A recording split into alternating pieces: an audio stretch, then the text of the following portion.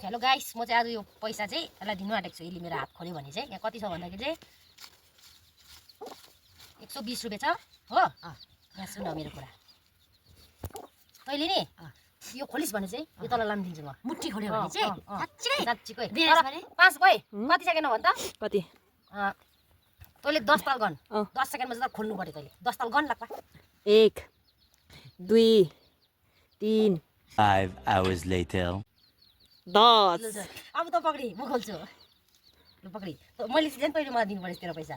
तेरोमा भएको चाहिँ गन अब गन। चाहिँ